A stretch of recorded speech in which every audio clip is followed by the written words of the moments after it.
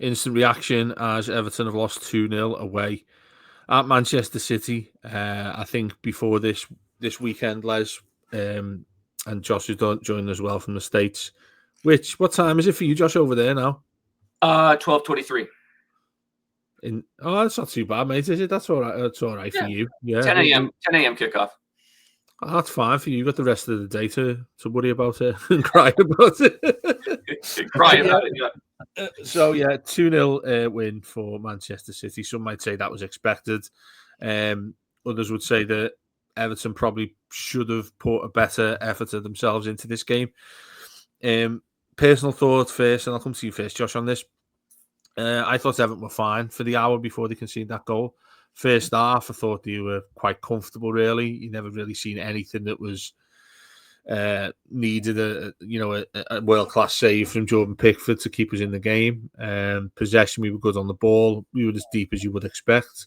Contain them as best we can. And then there were a couple of decent moments we had counter-attack, and where Beto should probably score. And Dye has a cracking shot there, which Donnarumma saves quite well. What was your take on it when that happens? Really, did you feel as if that was going to be the way we set up in this, and it was a very David Moyes-esque, the way he's normally or used to set up against the bigger teams when we go away to them?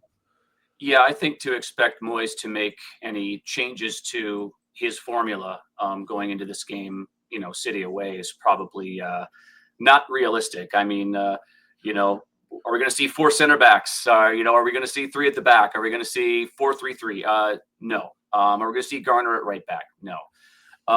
So I don't really blame him there. He's sort of going with what he thinks works. And for the first 60 minutes, like you said, David, it seemed to work, particularly that moment from like 10 to 15 minutes in, where you've got Savinho with the big chance, and then Beto with the big chance, and then Savinho again with the big chance. It's like they're going blow for blow.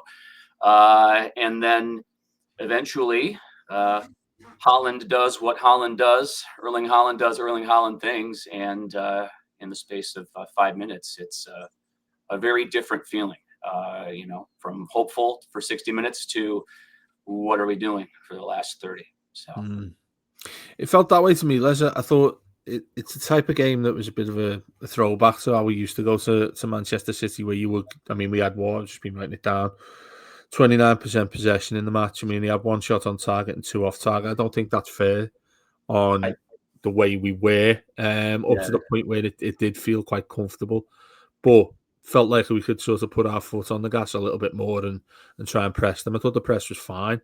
Going straight into when they're deeper midfield, it was an unusual expectation from Manchester City. And when I spoke to Dave Mooney from the Manchester the Blue Moon podcast, he was saying that the Man City play this year is completely different. You'd probably be surprised of the side that you come up against compared to the years gone by, where they just generally just pop it around everywhere and end up with the striker Haaland one-on-one with the goalkeeper.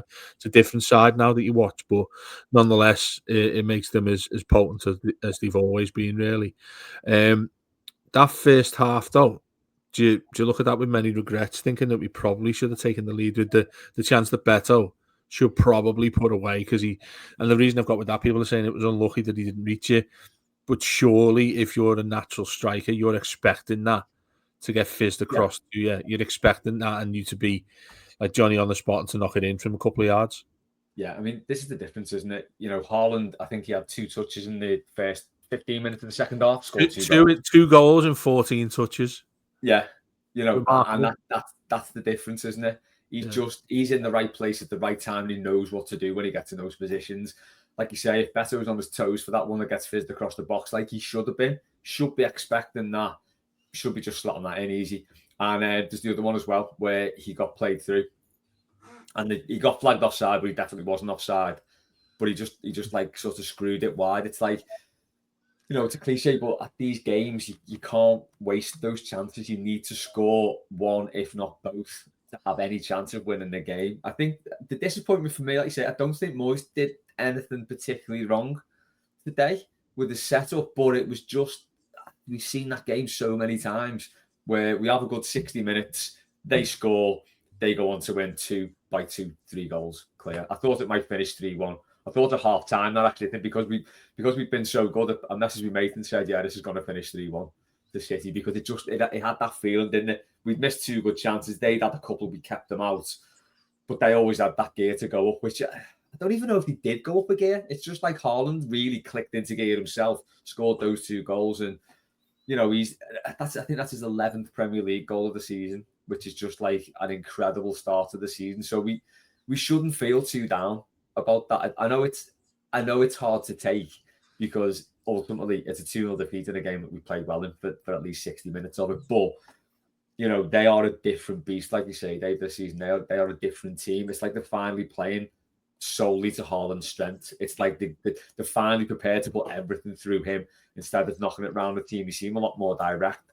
And like you said, I think we dealt with that quite well for the first hour, but it just always felt like that was going to happen. It was a very David Moyes away at a top-6 side performance, wasn't it?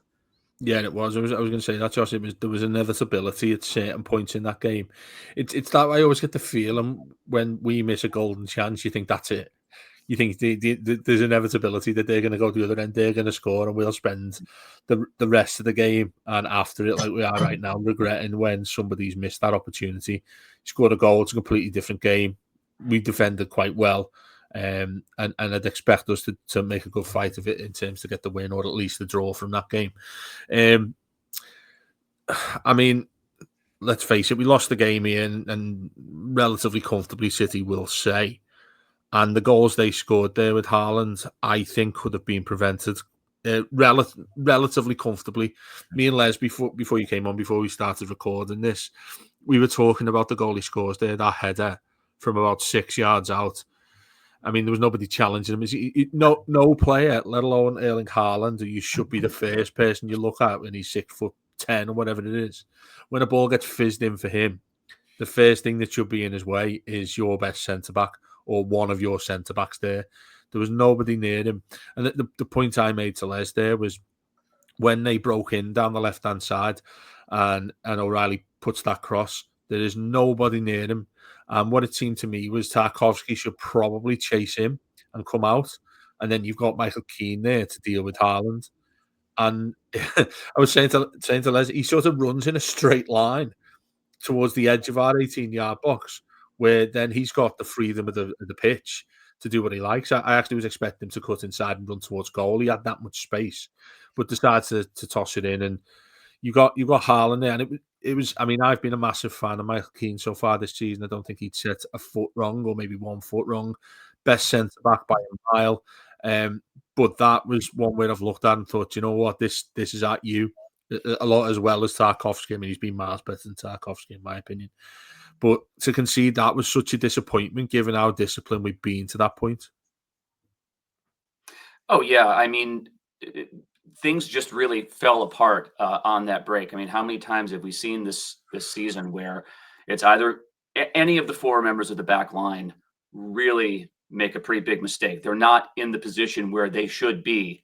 And maybe it's defending a counterattack, maybe it's defending a break, but they're just not there, and a goal gets scored. And just like you were saying earlier, Dave, that changes goals, change games, right? And that goal certainly changed that game in a big way. And you can say it's City, right? And that's a good excuse, but those goals were preventable. And you know, the attempts that we had in the first half with Beto were scorable, and that's the difference between an elite side that wins, 5 out of 7 the last Premier League titles, and a team that is trying to cling on to mid-table status. Yeah, I think for me as well, it's just the difference of having a quality striker in and not, really. You know, it's like we kind of got what we paid for with Beto. But I mean, last season he's probably scoring those chances, and he just wasn't today, and he hasn't been this season really. So his drop off I know he wasn't great last season, but he scored some vital goals towards the end of the season. But I think his drop off this season has been a little bit alarming. And I think Moyes has come out and said as much, really, where he says, you know, you can't fault the lad's work rate and attitude. Yep. And kind of left the rest of it hanging in the air, which I think tells you all you need to know about what he thinks about Beto, really. And I think if we can get him out and get someone else in January, I think that might happen. Just on their goal, though, I think the worst thing about it for me was Erling Haaland had time to jump and hang in the air and place, it was a great header, but he should never have the time to do that, to have that much time to sort of jump, hang in the air and plant that header with no pressure on him. The two centre-backs just took their eyes off him completely. If you watch it back, the three of them are in a line. He just stops. The two centre-backs keep running like idiots into the 6-yard box. And then he's just got all the space in the air. It was great forward play, brilliant forward play by Haaland to just do that, to just stop his run. But I mean, it's poor defending, really. You have to put a body on a body in that situation. Even any slight sort of attempt to put him off there, and he might, Pickford might get a hand to it. Sorry, Josh, you were going to say? Oh no, I said what I needed to say. You've got to put a body on a body in a situation like that. And again, we've seen primarily from Mykolenko, Tarkowski, and Keane, there's them not being in position or them not putting a body on a body has led to goals that have been very difficult to come back from. And that's been something that's happened all season. Now, again, to Dave's point, Keane, one of the standouts of the season so far, right up there with Garner and Grealish. But there's just something going on with that back line that, again, these things are masked when you're playing teams that are of similar caliber or less than. But these things, these cracks, these fault lines get exposed when you're up against the Sky Six or whatever you want to call it, teams that have more of a, at this point anyway, in terms of recent form, have more of a pedigree. I think that's spot on, and I feel like the thing that will stick in my mind from it is that cross could be prevented or at least faced up against O'Reilly, what he was able to do there. O'Brien, I think, again, it proved to us that he's not a right back. In fact, I would challenge. Tarkowski is a massive issue for me. It's really easy. I mean, it's easy to get on the bandwagon against Keane. At the slightest of mistakes, people will do that based on his career, most of his career that he's had with us, where I think that would be unfair. Tarkowski is Everton's captain. That obviously gives him a he's got a bar that's like slightly higher that you can't reach when it's another player on the pitch who's played poorly. Maybe I'll put it that way. And once again, I thought he was poor, and I'd like to see O'Brien, because it was fine when he played when we beat Palace. O'Brien got forced to play centre back, didn't he? When was it Tarkowski who came off injured? No, Keane. Keane came off injured and he was put out, and it looked fine. It looked solid.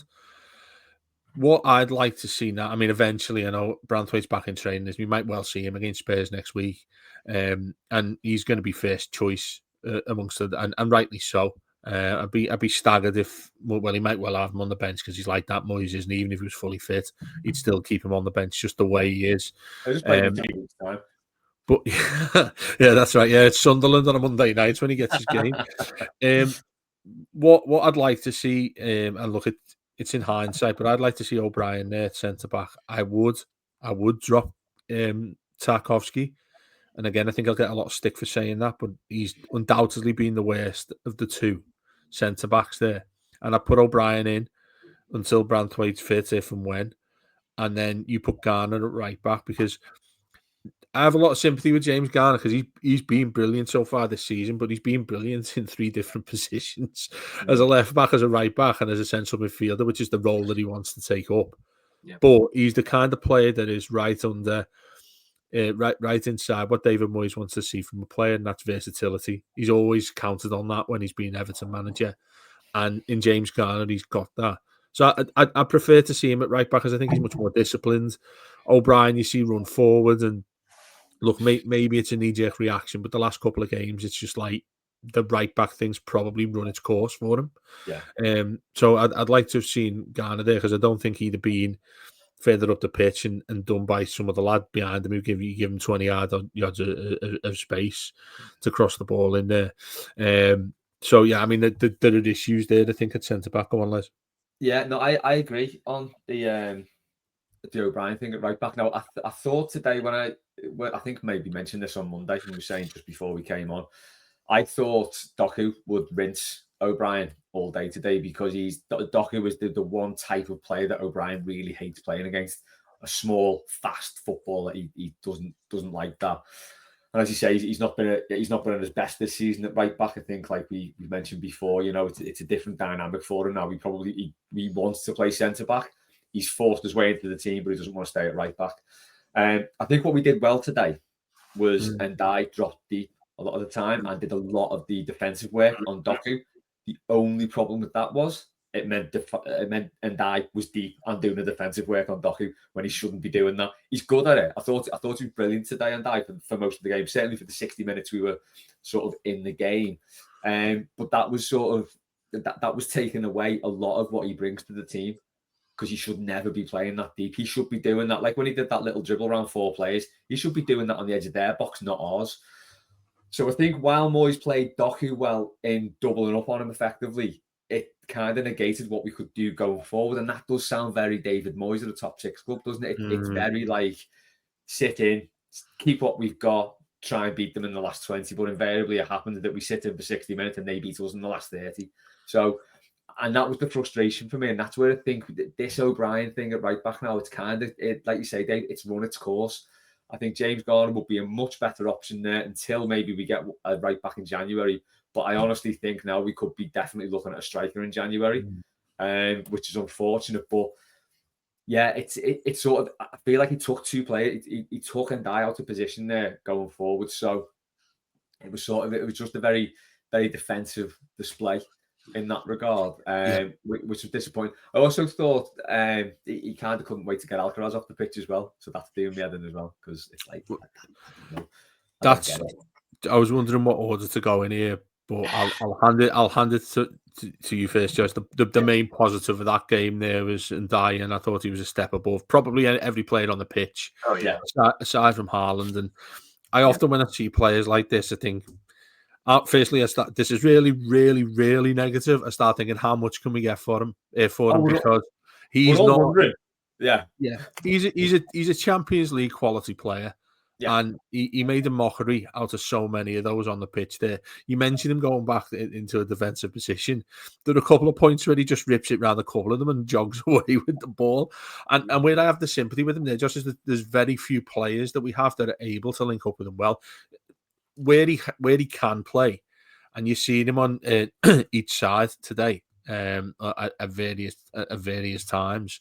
I'll get into Alcaraz in a minute because this sort of links onto that. But when you go and lose a game there, and you have a player who plays as well as he did, you feel so sorry for somebody who was as good as he was. He didn't deserve to be at least on the losing side of that game. Yeah, I mean, for how long have we seen? Everton's offensive threat basically be chucking hopeful crosses in from the wing, right? And starting last season, you really started to see, hey, we have a player who actually cuts through the middle. We have a player who actually the ball sticks to him, and he's an offensive threat, right? I'm talking about Njai, of course. And I mean, you saw it today, like in the 40th minute, he's just basically one-on-one, creates his own shot, goes through 3 or 4 defenders, and that shot gets deflected by Donnarumma for a corner. And then in the first, say, 10 minutes of the second half, he was picking Doku's pocket like it was his job, and to the point where I think Doku got subbed off like before 60 minutes, right? Yeah. So, and this whole time I'm thinking player of the match, right? I mean, if we win, right? But sadly, it wasn't to be. Yeah, on that, Les, I feel with what the ability he's got and what he's able to do, it's like you're spoiled for choice in where you play him.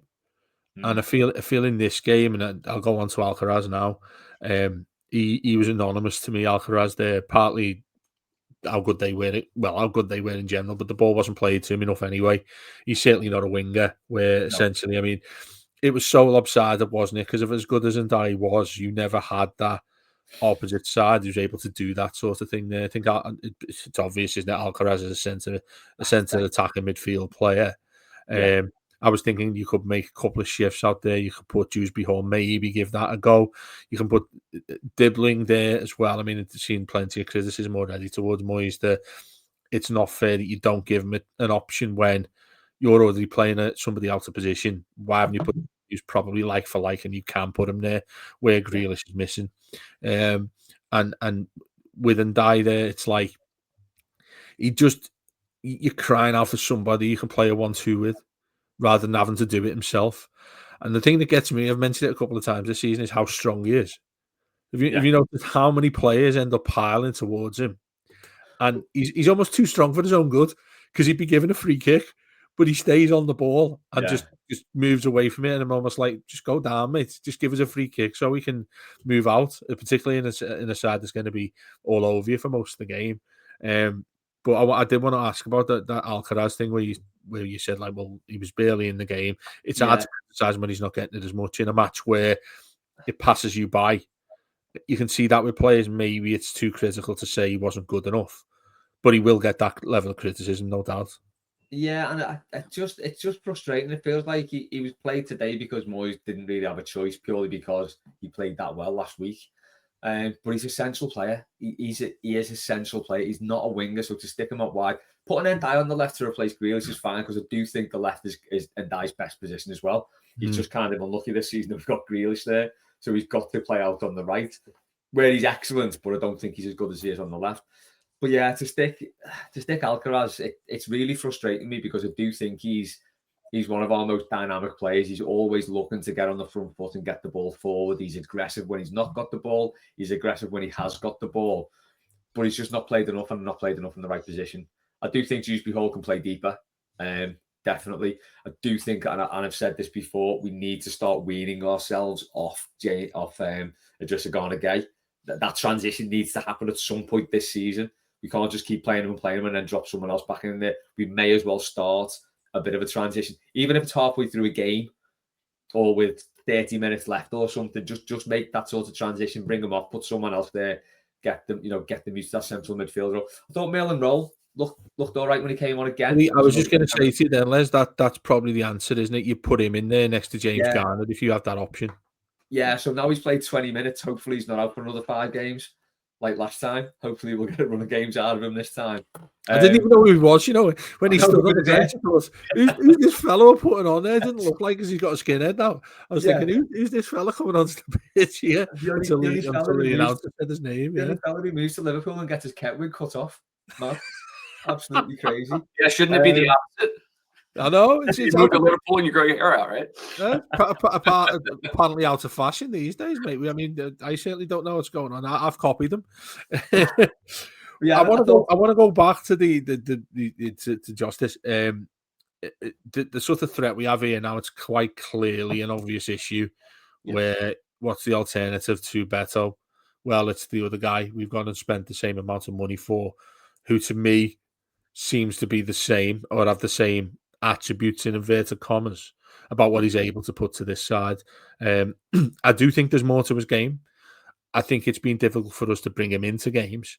I mean, when you're coming off the last 5 minutes, let's put that to one side there. You can't really judge on his performance here. But in terms of being the option outside of Beto for now, it doesn't thrill me. It doesn't fill me with any sort of positivity when he's coming onto the pitch. Probably harsh, because we haven't seen enough yet.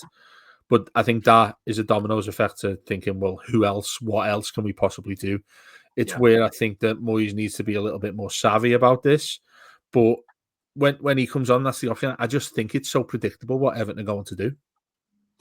Yeah. Everton's strikers are limited, right? Beto is limited because he's limited. Yeah. Barry is limited because he's young and he's raw. And that's an issue, right? Now in Beto's defense, for that miss at the 13-minute mark, he made the right run. And Ndiaye made the right pass, but it just didn't work out.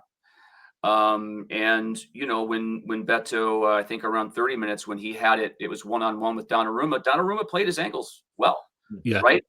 But an elite striker converts at least one of those opportunities. A Haaland, a cyborg Terminator like Haaland completes one or both of those chances, and that's the difference, right? And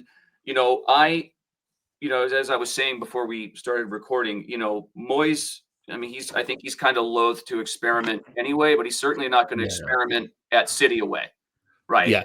But things I'd like to see. I'd like to see, Tarkowski maybe benched for, like you said earlier, O'Brien. I think Keane's earned his place. Is Moyes going to do that because Tarkowski's the captain? It's not entirely likely. But getting Garner to right back, I'd like to see that. Having Dewsbury Hall next to Ghana Gay, I'd like to see that. Now, maybe it could be something like it's a 4-1-4-1 in attack with Dewsbury Hall closer, and a 4-2-4-3-2-1. Sorry, 4-2-3-1 in defense, and so Dewsbury Hall is just kind of going back and forth depending on whether we're in possession or out. I'd like to see things like that, but it's got to start soon. I mean, I'd like to see Njai in a false nine. I mean, try something. And not just try something for the sake of trying something. Try something because when you go up against elite teams, the way that this squad is constructed starts to, as I said earlier, show its cracks. And try something that's going to positively influence the outcome. Don't wait until you've been scored upon twice to do something like that, right? Do it from the start, or at least do it before you get scored on twice. Yeah, I think that's spot on as well. I mean, it leads you to the substitutes, Les, when it just seems like any manager that's came in, I think since probably Ancelotti, they have to sign a contract where you can't make a substitute in a game where it's not too late to be able to go and do so. 475. Yeah, exactly. That's it. And that formation you mentioned there, I think it's essentially the way it probably wants it to set up there, with 2 defensive midfield players and then 3 in front of me, a relatively forward kind of attack. And you started with that, I think, with Dewsbury Hall, who's able to be a box-to-box player, and then you've got Alcaraz and Dai just having to play out of position, I think, which is probably where it gets a little bit more, but it's harsh. The dribbling isn't properly considered to start a game or two. I mean, it leads you to simply say, well, why are you spending that money on a player that you're not starting games for? And Moyes, the thing is, with Moyes, it's always been, to me, it's always very, very late in the day when he starts to introduce young players. And it's a trust thing for me. And I think it works both ways, because you've joined there, you need the confidence to be able to express yourself and some trust. And yet, if you're not getting put on to you 2-0 down, 5 minutes to go, it's a bit demoralising, really, isn't it? If you're somebody who's trying to make their way through a Premier League side. But just going back to the Barry thing, I mean, I think many of us have said so far, just leave him in there for 10 games or something, and let's see what's going on there. I think that is what Moyes, like Josh said, it's loath to do that so many times in his career. Do you think that works against him as a manager? Yeah, because he in a game like that today, oh God, this is such a cliche, and I hate myself for saying it. You do have to have a plan B. Yeah. Because we went at them in that first half, and we had a really good first half. And if we'd have gone in 2-0 up at the end of that first half, City would have no complaints about that. They had all the ball in the possession, but I think we had the better chances in that first half, so they couldn't have complained. We didn't. We went in 0-0. At that point, you've got to think as a manager, okay, we're not going to get away with that in the second half. The second half will not play out the same way the first half did. We're going to need something different at some point. And at no point did we do that. And at no point does David Moyes ever really do that. It is just a sort of like-for-like substitution. Towards the end of the game, you can come off, you go on in his place, see what you can do. Same thing, same formation, same system. And I think that is frustrating. And like Josh said, this is where, against the better teams, it kind of like falls apart, because you haven't got the luxury to do that, to just bring a better player on in the same position and hope something different will happen. Against the better teams, it probably won't. It's unlikely to work. But yeah, I think that is frustrating. On the Barry and the Beto thing, I've flip-flopped with this myself, especially after Crystal Palace, and Moyes has flip-flopped a lot, and he needs to stop doing it. And I think he did today, to be fair. He gave Beto 70 minutes or so, whatever, 75 minutes, then brought Barry on. I actually think that's the better way to do it after seeing Barry start against Palace. He was very, very underwhelming. Didn't look like he fancied it. you know, he got the ball in a couple of good positions for him. Didn't look like he fancied it at all. So I do think bringing him in last 15, 20, 25, 30 minutes of a game as we're going on is the best thing to do. But when Beto's missing good chances like that, it's very frustrating. You kind of think, well, is that the right thing to do? But I think for the time being, starting Beto and bringing Barry on later in the game is the better thing to do. Today, probably wasn't going to work because, as I said, same system. And it's not like Beto's absolutely ragged their centre halves and then Akad and Barry can come on and take advantage. Against the lesser team, it might work. Today, I don't know, it's hard to play against, especially when you're 2-0 down. The subs are going to come on and they're not going to do much. I think it was just more about giving them game time, really. But yeah, it is frustrating, though. On the other side of that, though, Josh, sorry, I was just going to say to you about Beto. I mean, you flip the coin and think that maybe there's sympathy towards him here, because when Everton have only had 29% possession and you're up front on your own, where the rest of your side's playing deeper. I mean, the thing with Moyes there, it's where you do have to take a risk, and this is what he's been guilty of every single time we've gone to a Champions League-esque side, is that he won't be willing to throw a dice at this. He won't be willing to, it's when you go 1-0 down against City and then 5 minutes later you go 2-0 down and you've still got 1/4 of the game to go. It's like, listen, now's the time here. I just throw shit to the wall and see what happens. And he didn't. He still doesn't do that.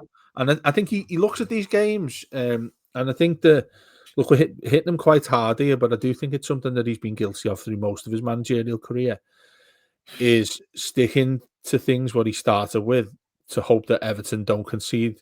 He'd prefer Everton to lose a game 2-0 than try really hard and then lose it 3 or 4-0. And as a fan, I think you think the complete opposite of that. You go and have a go. Just throw what you can. If you know it's pretty certain you're going to go and lose a game, but the way you're going to possibly go and get a rabbit out the hat, he is so reluctant to do that. And it didn't feel like he properly did that in that game. Not so much in terms of the subs that he made, which were relatively late anyway, but it's almost like let's just take away the 2-0 defeat there, even for goal difference, which is ridiculous, not even a quarter through the campaign. So, I mean, that I'd like to see, but I did want to move on and ask you, we've got Palace, we play Palace, we've got Spurs at home in our next game. Yeah. Do you think this puts any bit of pressure on what Moyes has got to go and do with this? Obviously, we'll have Grealish back, potentially have Branthwaite back as well. Can you see him thinking, well, this needs to be changed here? Or would you consider that's a little bit of a knee-jerk reaction to think, well, you've lost a game that you probably expected, aside from ourselves, hoping to get a result.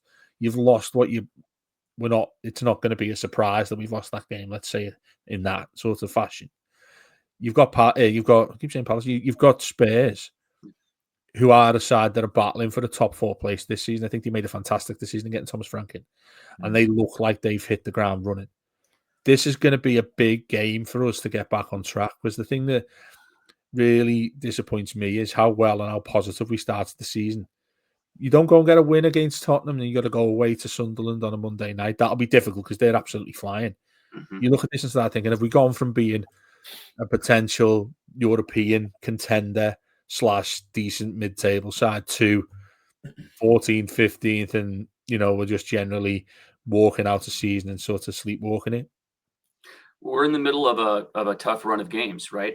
Palace worked out well. City didn't.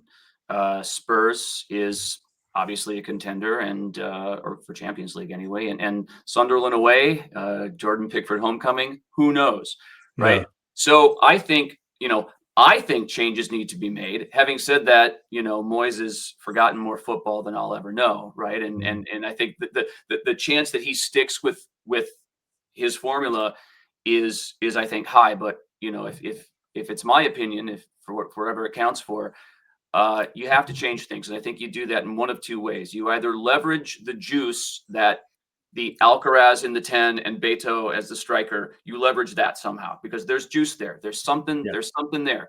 And then you shift things around accordingly. You put Dewsbury Hall next to Gana Gay. You put Garner at the right back, and you're ready to rock and roll. Or you do something even more radical, which is you put Njai in the false 9 and then reshuffle the rest of the lineup to suit.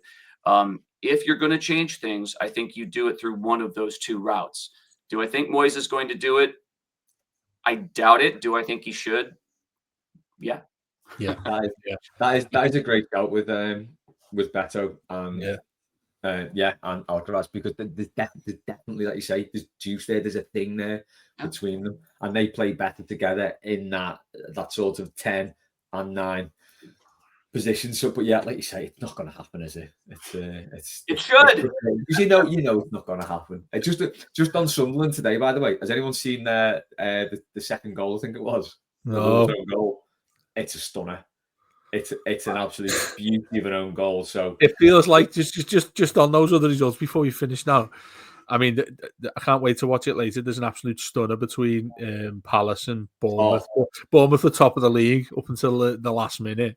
And right. You talk about a manager there. If you're ever looking for a manager beyond Moyes, it'd be Iraola, because he's just been outstanding. They've lost most of their best players, and they're still, keeping their head above water and doing more so than that. Probably looking like they probably should have been. Well, they were for so much of last season, the Champions League contender, and now they've got like all these different lads, and he's managed to coach them to a Champions League position than him right now, not early in the season. The Palace game, very quickly, Dave, the Palace game is absolutely nuts, right? Speaking to my mate who's a Palace fan, and he was saying Palace are probably the only club who their striker could score a hat-trick and they're still pissed off with him by the end of the game. wait until you see the finish of that game. Isn't he like he's a higher level Beto? Because anytime I've seen Mateta, it's probably a massive criticism of him. But sometimes he seems to miss the easiest of chances and then will do something outrageous. Right. He scored. So first half, I think he missed a couple. Right. He scores a hat-trick, including like an injury time penalty. Yeah. And then virtually with the last kick of the game, break forward. No, the ball gets played across to him, edge of the 6-yard box, and he spoons it over. It's like it's harder to miss. Honestly, it's absolutely incredible. It's some game that though. It looks like can't wait to watch him at the end of the day. We'll leave it there, guys. Josh, thanks for joining us. I was thinking, do you know what time is he going to be joining us? A ridiculous time. You've got a better time than us to be talking about this shit.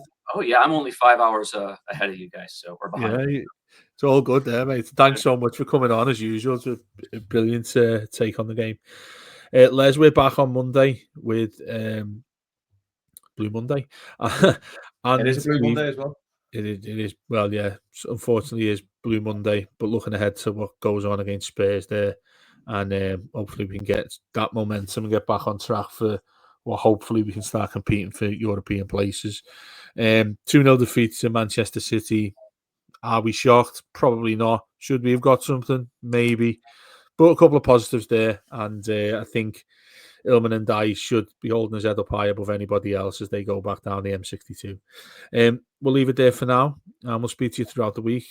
Thanks to Joshua and Les, as I explained, and we'll speak to you soon. Up the Toffees.